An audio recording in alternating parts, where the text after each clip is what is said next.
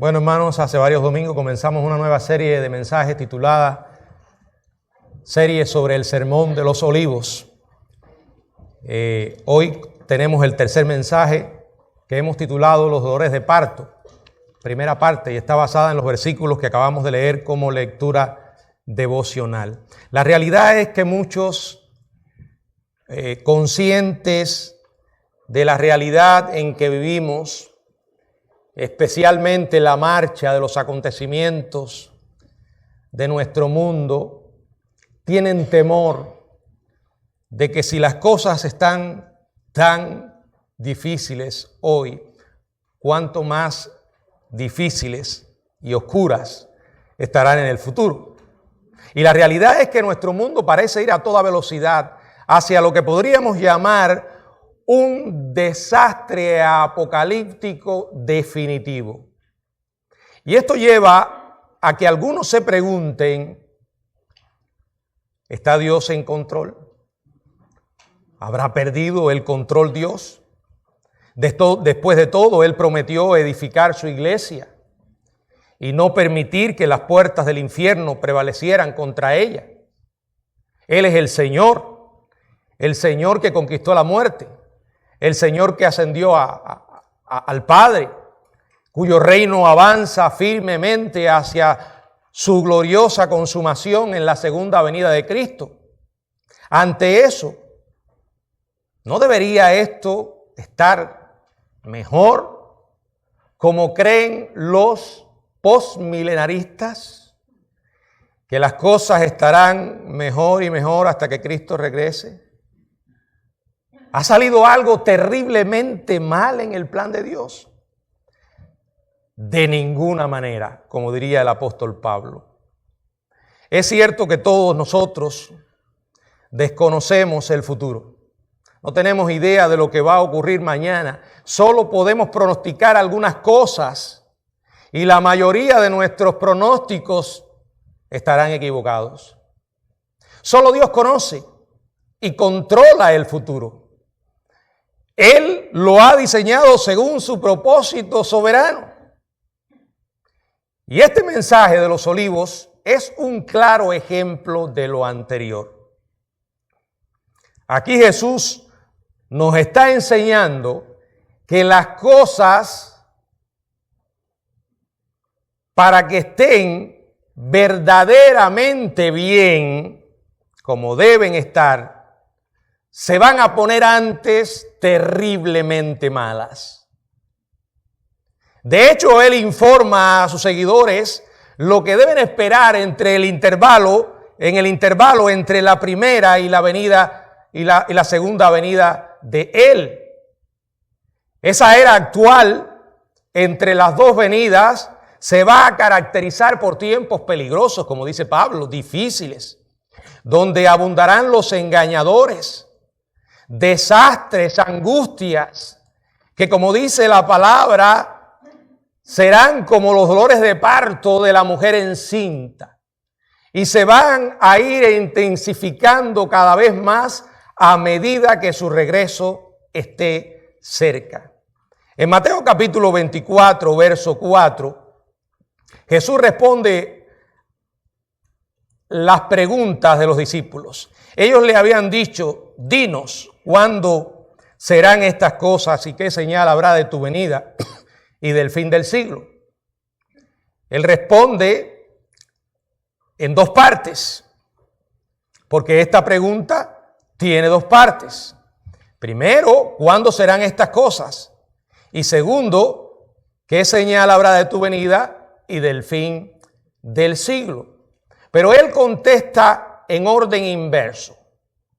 Él no trata con el cuándo hasta que lo hace en el verso 36, cuando dice, pero el día y la hora nadie sabe, ni aun los ángeles de los cielos, sino solo mi Padre.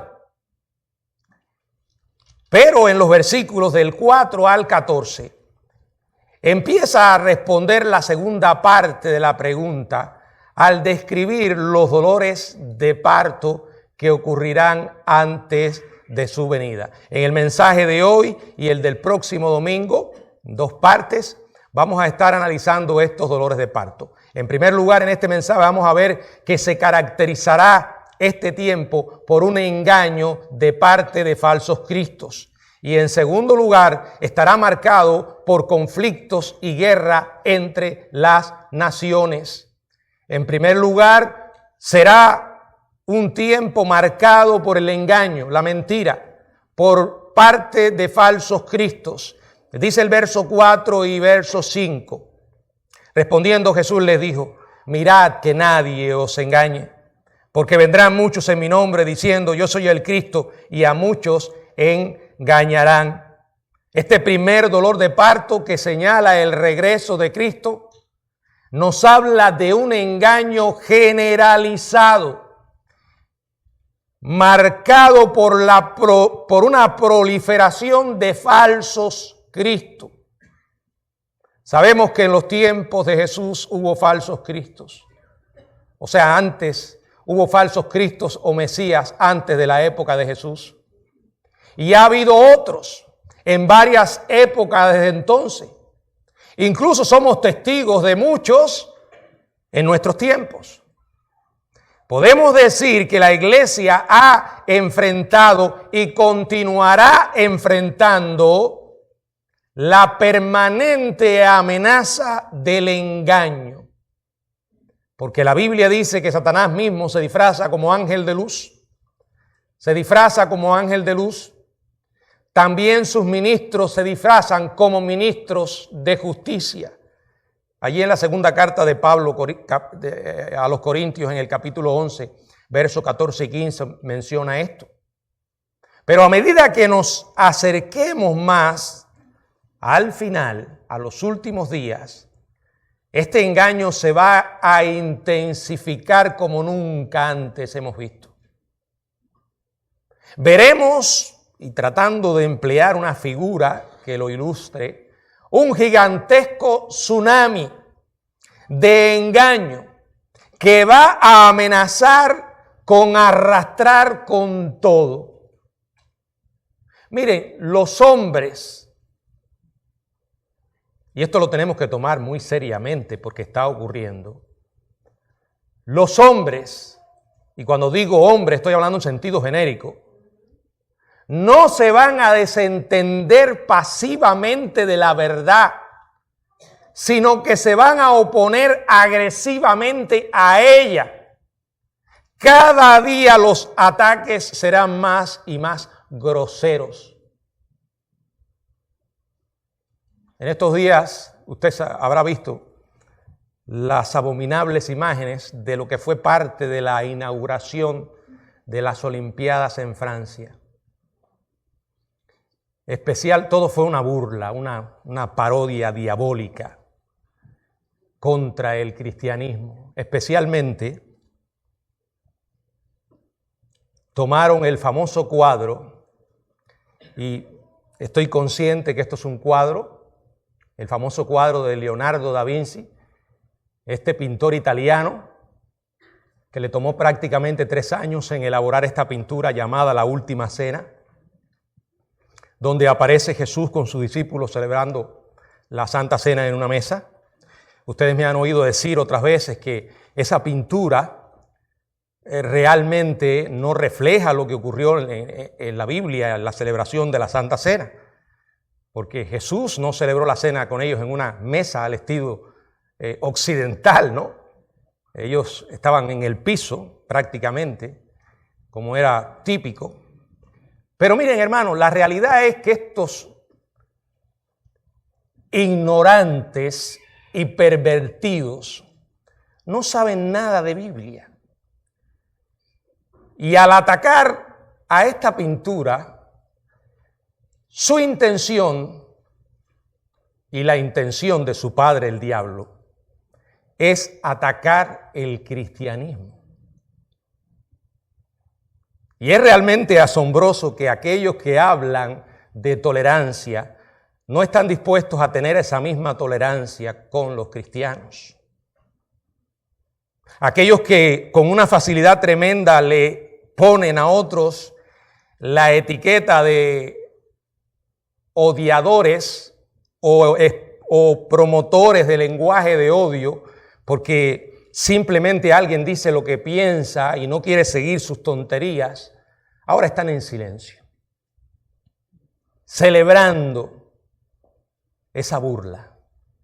Bueno, no debe sorprendernos, porque cada vez será mayor y mayor el ataque contra el cristianismo, porque el mundo odia a Dios.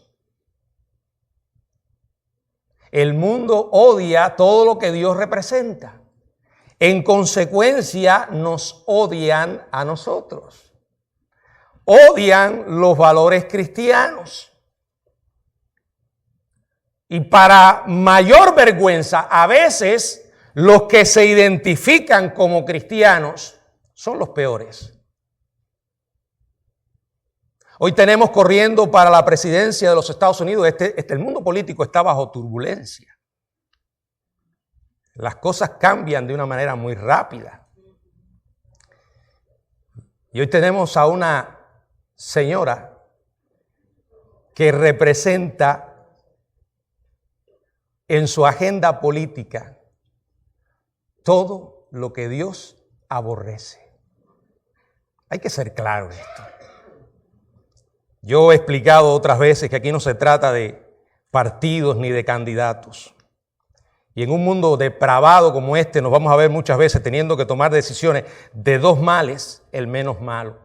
Pero la realidad es que esta señora, una de las primeras declaraciones que hizo fue: voy a apoyar la libertad reproductiva, la libertad de elección reproductiva. Esa es la plataforma de su campaña.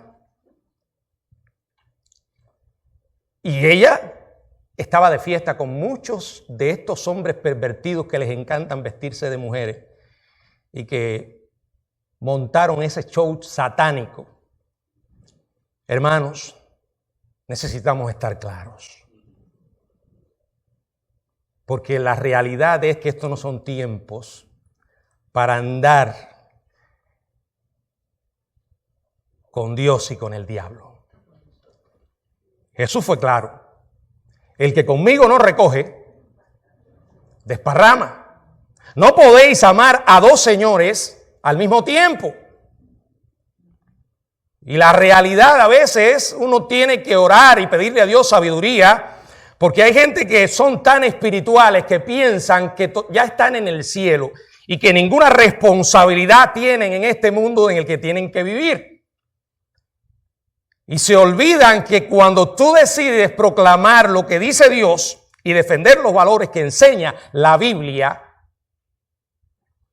te vas a meter en el área política. Porque ellos han cruzado la línea y atacan a la iglesia descarada y vergonzosamente.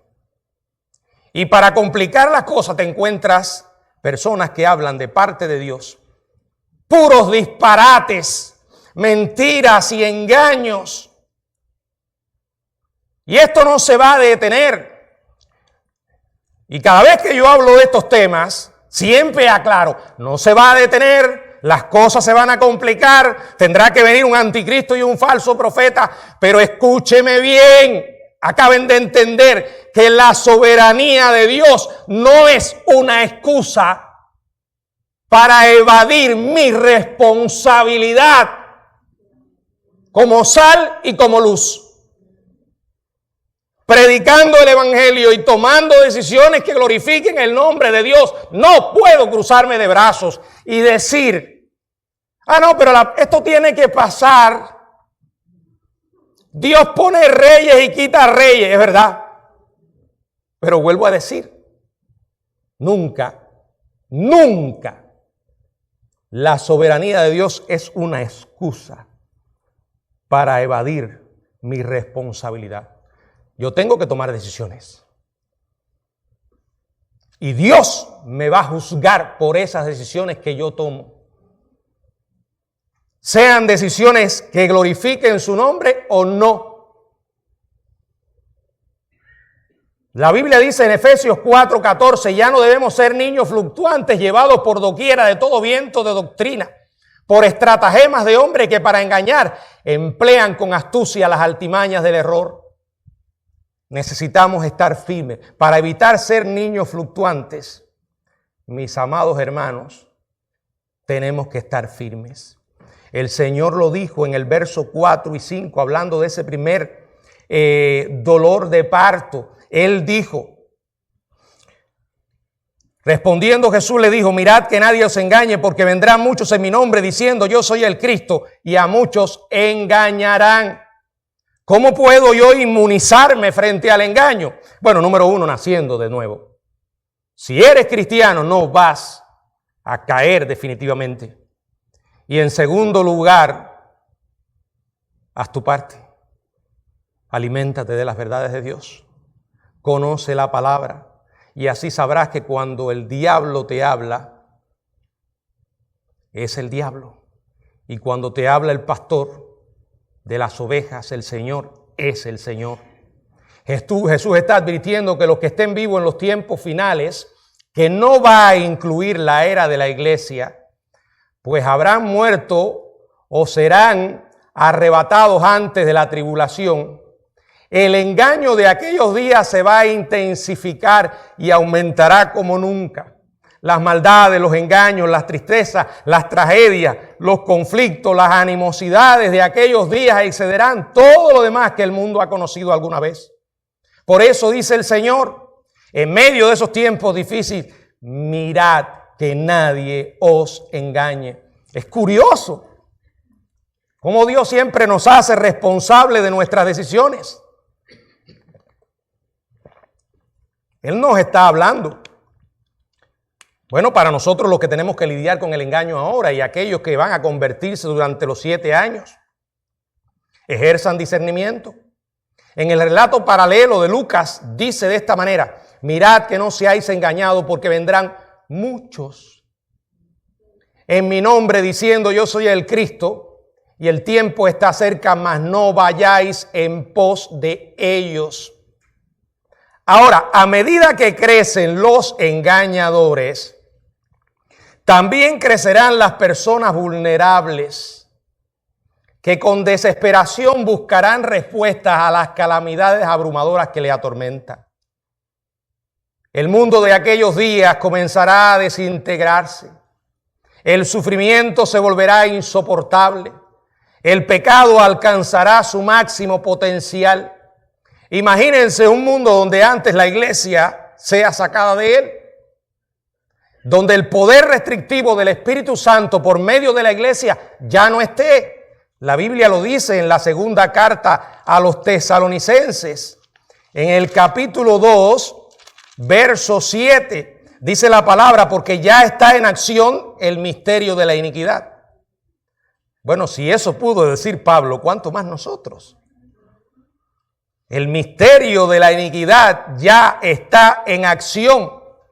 O sea, ese espíritu de iniquidad ya prevalece en la sociedad humana, pero se detiene como un misterio y no se revelará por completo como lo hará en aquel que se opone a Dios con tanta perfidia, que asumirá de manera blasfema su lugar mismo sobre la tierra, que Dios ha reservado para su Hijo Jesucristo, y Satanás intentará una vez más ocupar el lugar por medio del anticristo y el falso profeta.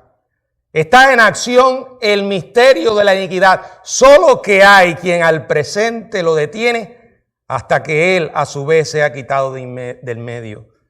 Esto es la iglesia y el Espíritu Santo morando en ella con ese poder restrictivo, porque aunque no le parezca, usted y yo hacemos una diferencia en este mundo.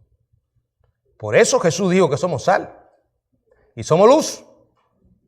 Es algo cierto que no somos sal y luz por nosotros mismos. Es por la gracia y el poder de Dios con nosotros. Pero imagínese, de la misma manera que un mundo sin luz y sin sal sería terrible. Imagínese un mundo sin la influencia de los cristianos. Porque aunque somos pocos, comparado con los muchos que se perderán, hacemos una diferencia, hermanos. tú haces una diferencia, tú ejerces influencia. Allí donde Dios ha permitido que estés, estás para marcar una diferencia.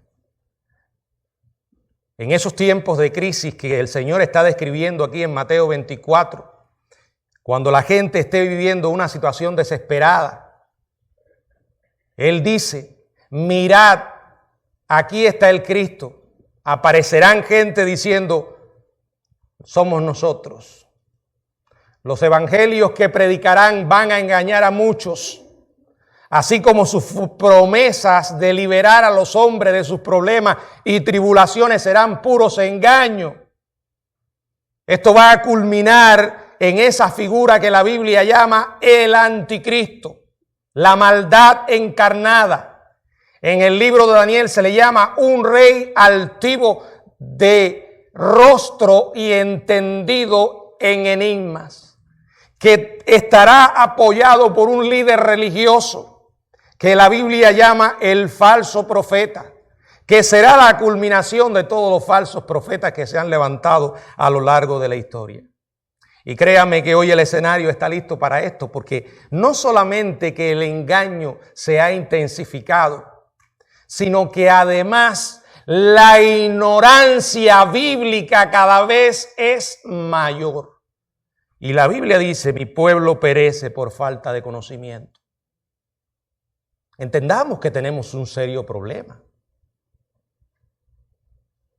Una pregunta totalmente honesta, o sea que se debe responder con toda honestidad. ¿Cómo está tu relación con Dios a través de su palabra? ¿De verdad leíste esta semana la Biblia? ¿Cuándo fue la última vez que la leíste? ¿De verdad abriste la Biblia de manera personal y no en el culto alguna vez este año? Miren, hermanos, si nosotros realmente pudiéramos saber la cifra de cristianos, llamados cristianos, que no tocan ni la Biblia, por eso no debemos sorprendernos de que la gente hoy esté tan dispuesta a correr detrás de las experiencias, ignorando totalmente la palabra. Por eso usted ve todo ese tipo de payasadas en las redes sociales, en YouTube, en todas partes, en la televisión, que ocurren en lugares llamados templos o iglesias. Las cosas más, increíbles. Y yo digo, ¿es tan difícil darse cuenta de que esto no es de Dios? Con una simple pregunta, ¿dónde está eso en la Biblia? Ah, no, pero yo lo sentí. Ese calambre y esas convulsiones son del Espíritu. Déjeme decirle que yo he visto shows, videos de mentalistas que hacen exactamente lo mismo. Y Dios no tiene nada que ver con eso. Pero la gente se traga todo. Se traga todo. Y esto incluye también a los predicadores de la sana doctrina. ¿Qué quiero decir con esto? ¿Que está mal ver a un predicador de la sana? No, no está mal. Pero usted no puede vivir, usted no se puede pasar su vida alimentándose de comida digerida. O sea, tiene que aprender a comer por sí mismo. Que no se puede estar alimentando constantemente del videíto de fulano, de mengano, de ciclanejo, y no leer la Biblia por usted mismo. No orar. No decirle, Dios, háblame. Porque cuando usted no hace eso, se va a tragar todo. Y créame, los seres humanos nos equivocamos. Y a veces la mentira puede estar disfrazada de verdad.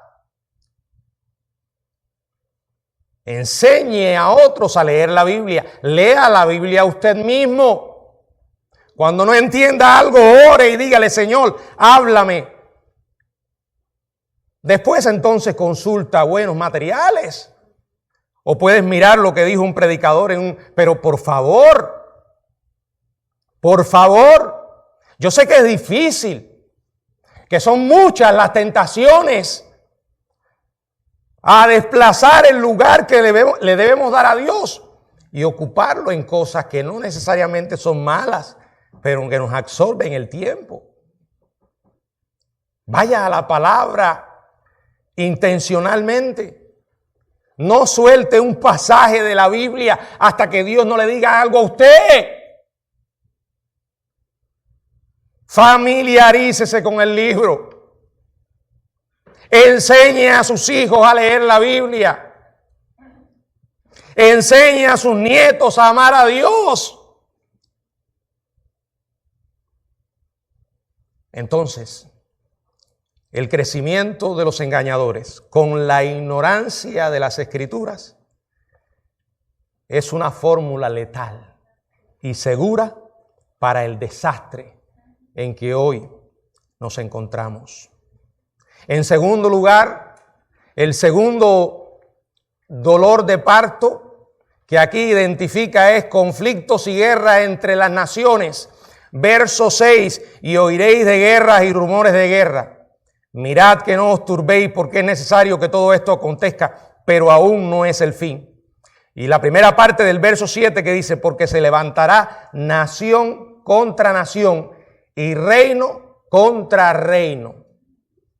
Aquí Jesús advierte, y yo no veo una promesa de mejoría. Él dice, las cosas se van a ir complicando. Habrá guerra. Y habrá rumores de guerra hasta que yo vuelva.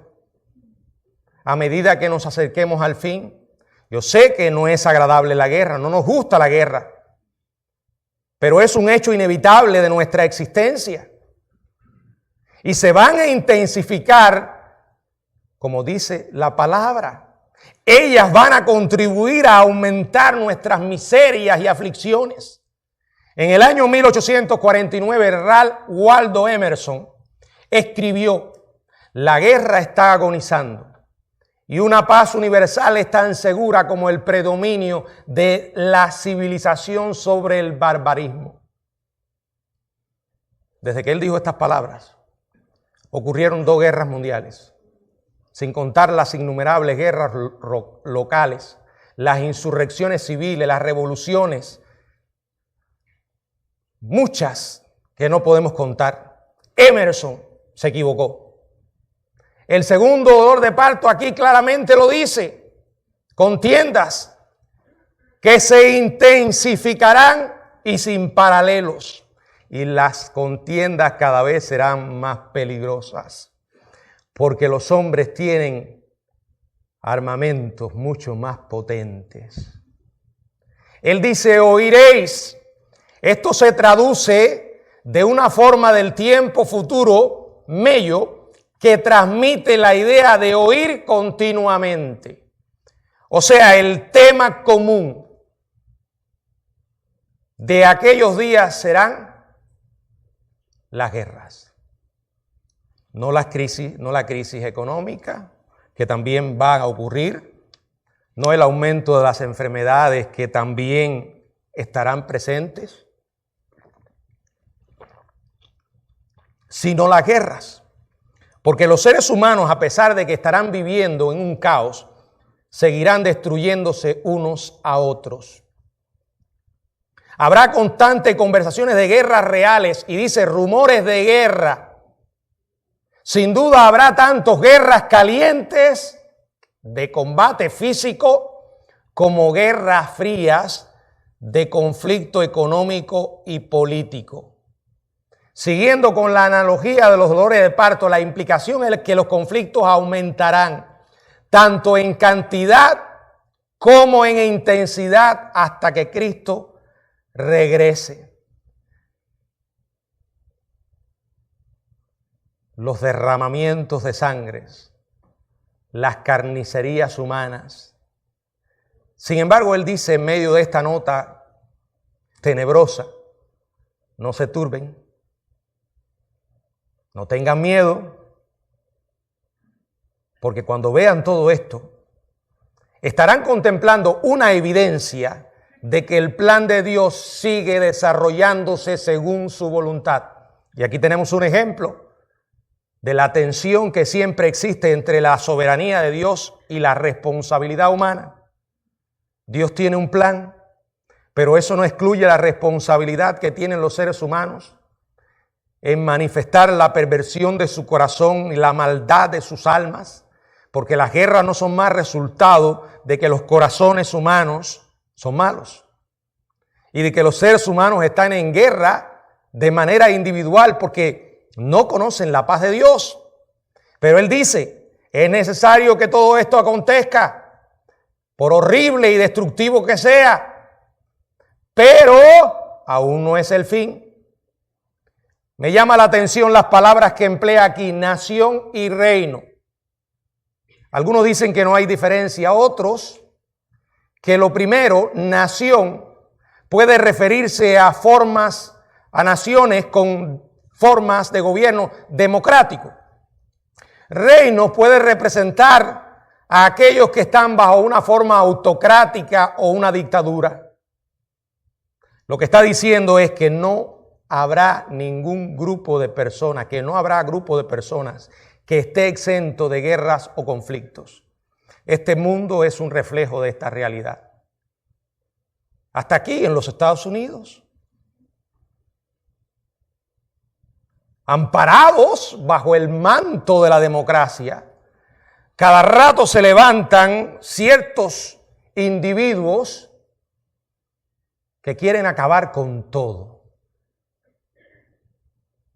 Quemar la bandera americana, destruir los monumentos, y lo hacen descaradamente vestidos como terroristas. Miren, hermano, no es que uno no crea en el derecho de la gente a protestar, y más en una democracia, pero cuando ese derecho está motivado y se ve en evidencia que la intención es destruir y dañar a otros, ¡se acabó! Para eso nos cobran impuestos, para que la policía haga su trabajo. Pero no, acá en los Estados Unidos lo vemos cada rato. Y yo no quisiera entrar más en detalles, pero he visto cosas que estoy tratando de procesar. En ciertas ciudades donde entran individuos simplemente a robar. Entran a tiendas, mercados, allí los he visto. Yo digo, pero esto será cierto. Bueno, parece que sí. Pero la ley dice que tú tienes derecho a robar, por ejemplo, hasta $1,000. Si te pasa de los $1,000, entonces te complica. Y allí entran a robar lo que otro sudó y no pasa nada. Eso es anarquía. Confrontaciones raciales, étnicas, culturales, nacionales. Y eso es hoy. Pero dice la Biblia que esto se va a complicar. Durante muchas décadas el mundo ha vivido bajo la amenaza de guerra nuclear y la ansiedad por el aumento de conflicto dentro de prácticamente todas las naciones. Y entre ellas mismas.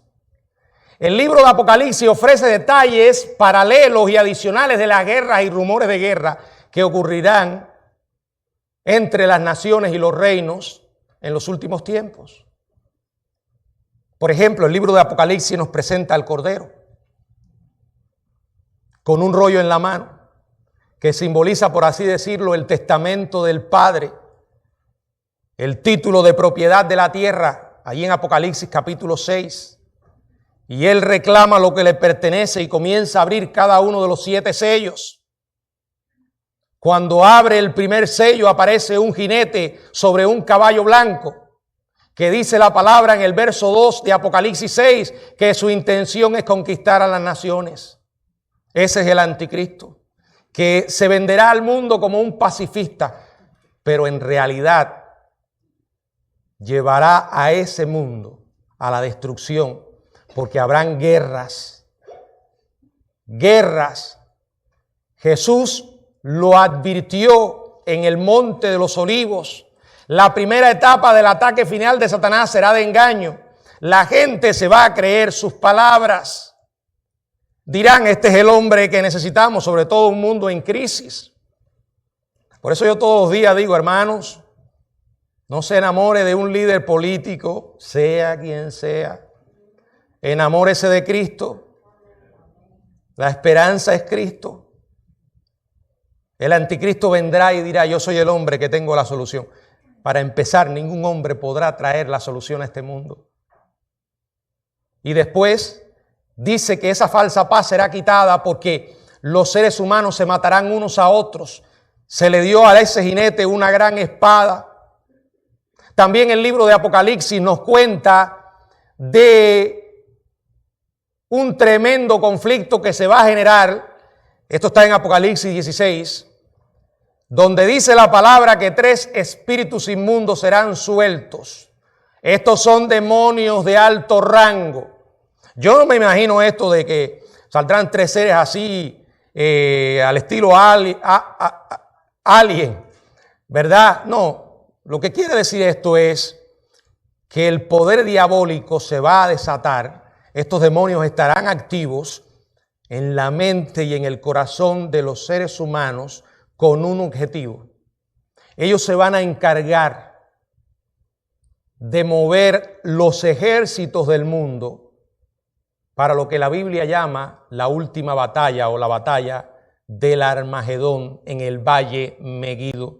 Apocalipsis 16, 13 y 14 dice, para reunirlos a la batalla de aquel gran día del Dios Todopoderoso, y los reunió en el lugar hebreo que se llama Armagedón.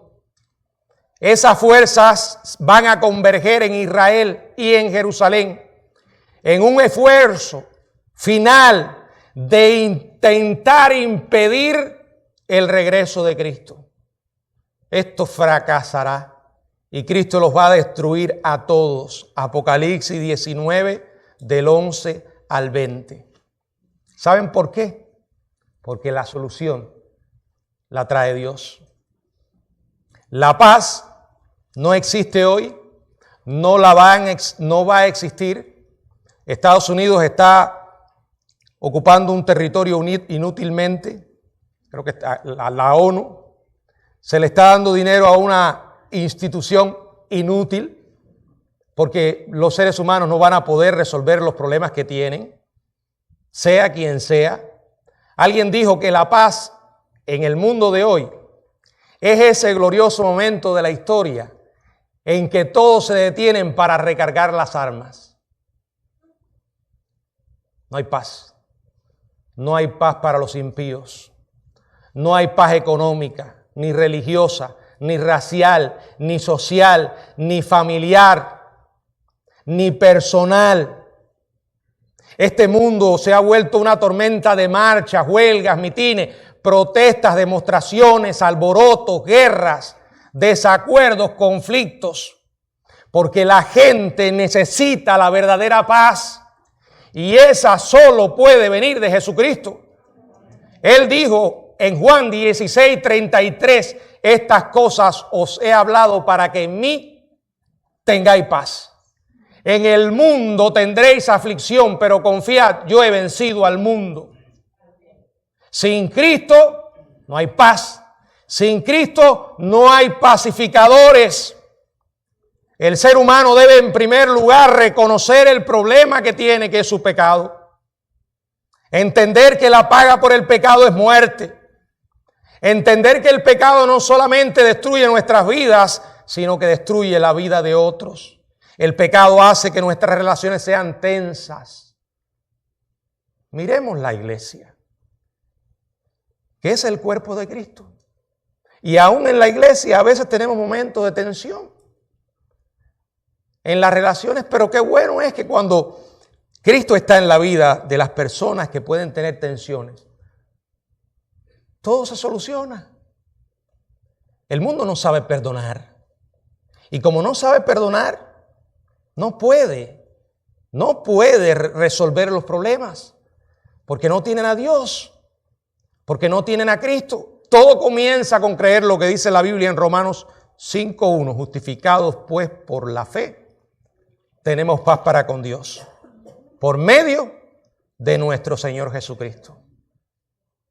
Cuando tú tienes a Cristo, estás en paz contigo mismo. Y entonces comienzas a estar en paz con los demás. No significa que necesariamente vas a pensar igual que otros y que en todas las cosas van a estar de acuerdo. Pero tu intención nunca va a ser querer destruir a otros, dañarles. No en alguien que ha conocido el Evangelio. Imagínense un mundo lleno de creyentes, verdaderamente creyentes. Las cosas no van a mejorar. Por eso te digo hoy, arregla tus cuentas con Dios antes que sea demasiado tarde. El Señor dijo, en la casa de mi Padre muchas moradas hay. Si así no fuera, yo os lo hubiera dicho, voy pues a preparar lugar para vosotros. Y si me fuere y os preparare el lugar, vendré otra vez y os tomaré a mí mismo, para que donde yo estoy, vosotros también estéis. Él promete venir por aquellos que le amamos, para llevarnos a la casa del Padre. Y en eso está nuestra esperanza. Y en esa está la fuente de aliento y fortaleza cuando las cosas se ponen difíciles. Por eso Pablo pudo decir en la primera carta a los tesalonicenses, en el capítulo 4, verso 18, por tanto, alentaos unos a otros con estas palabras. Aliéntense en la esperanza que viene del regreso de Cristo. No se alienten en las falsas promesas que el mundo te hace. No, esto se va a poner bueno. Las cosas van a mejorar. Los precios de las casas van a bajar. Se va a resolver el problema de la inflación. Por eso yo siempre digo, hermano, cuando usted tome una decisión que atañe el área política, no lo haga pensando en cosas materiales o en beneficios materiales que pueda recibir. Porque al final, usted sabe de qué se trata esto. Hágalo pensando en sus valores cristianos y tome esa decisión en base a eso. Porque las cosas, yo creo que cuando se arregla una, se va a descomponer otra. Por eso, ponga su esperanza en Jesucristo. Aliéntese en la esperanza de Jesucristo. Pero acuérdese, como decía Martín Lutero, si Cristo viene mañana, yo siembro un árbol hoy. Nunca mis sermones van a ser un llamado a decir, bueno, como Cristo viene mañana, desconéctese del mundo. Total, este mundo impío va a perecer. No, es lo que digo. Y lo que digo basado en la Biblia. La soberanía de Dios nunca es una excusa para descuidar mis responsabilidades. Tome decisiones sabias. Ore. En estos días escribí algo en Facebook y alguien me recomendaba, pastor, ore. Es lo único que se puede hacer. Es alguien que vive en Cuba, ¿no? Y yo pensé inmediatamente, sí, es cierto. Ustedes en Cuba lo único que pueden hacer es orar. Y nosotros oramos aquí en Estados Unidos. Pero aquí podemos hacer algo más. Y es votar. En los países comunistas es una burla votar. Por eso los últimos meses que estuve en Cuba, los últimos años, ya no iba. Y se me aparecían a la casa los que estaban atendiendo el colegio de consolación, el colegio electoral, y me decían, ¿usted todavía no ha ido a votar? No he ido, ni voy. Ah, no, pero mire, esto no va a cerrar hasta que usted no vaya. Y yo le decía, ¿va a quedar abierto entonces? ¿Y por qué no va a votar? Se lo decía. Ustedes saben por qué no voy a votar. Ya sabemos los resultados. El 98% de la población cubana votó por el gobierno comunista. Es una burla. Pero al menos acá, todavía, usted puede hacer una diferencia. Y pensando en sus valores. Y pensando que al final la esperanza de Estados Unidos es Jesucristo. Que el que va a hacer grande América otra vez es Cristo. No América, el mundo entero. Es Cristo.